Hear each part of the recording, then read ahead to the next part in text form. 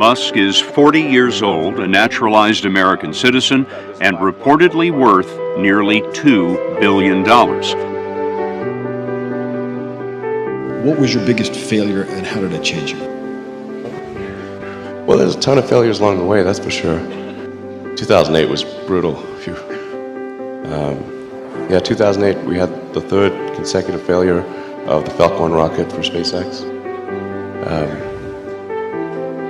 Tesla almost went bankrupt. We closed our financing round 6 p.m. Christmas Eve 2008. It was the last hour of the last day that it was possible.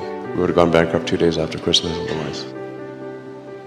And I got divorced. That was like rough, man. Bit of a scar tissue there.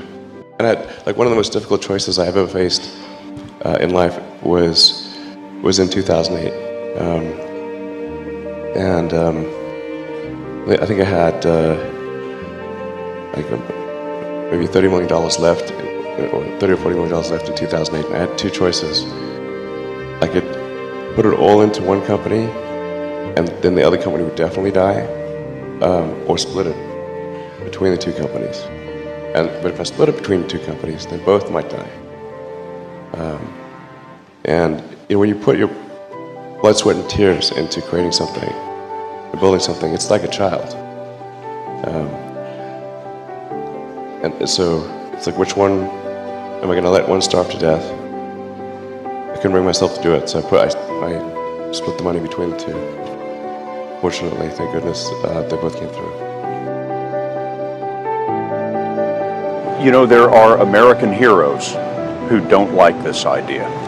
Neil Armstrong, Gene Cernan have both testified against commercial spaceflight in the way that you're developing it, and I wonder what you think of that. I was very sad to see that, because those guys are, those guys are heroes of mine, so it's really tough. I wish they would come and visit and see the hardware that we're doing here. And I think that would change their mind. They inspired you to do this, didn't they? Yes. And to see them casting stones in your direction. It's difficult. Did you expect them to cheer you on? So they're hoping they would. How do you prioritize?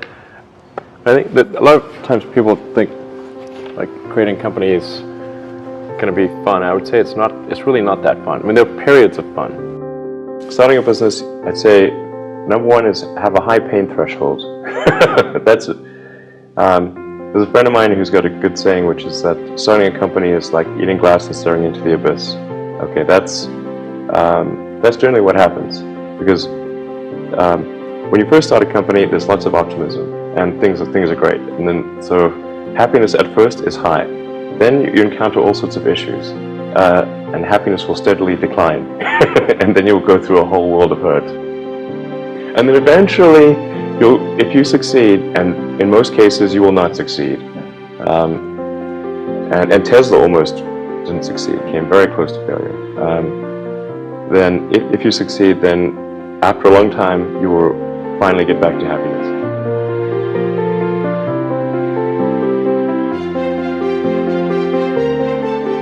His Falcon 9 rocket stood on launch pad 39A, the same pad that sent Apollo 11 to the moon. 5, 4, 3, 2, 1, 0. Ignition, liftoff. Semper Fi, aim high. Go Falcon, go Dragon. Since SpaceX launched 18 years ago, Musk has revolutionized rocketry and the business model of space travel.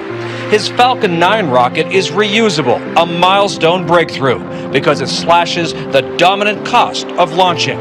Bridenstine says that sort of corporate innovation is key to NASA's future too. Life cannot just be about solving one miserable problem after another. That can't be the only thing. There need to be things that inspire you, that make you glad to wake up in the morning and be part of humanity. That's why we did this. This guy called Tsiolkovsky, one of the early Russian rocket scientists, the great saying, Earth is the cradle of humanity, but you cannot stay in the cradle forever. It is time to go forth, become a star-faring civilization, be out there among the stars, expand the scope and scale of human consciousness.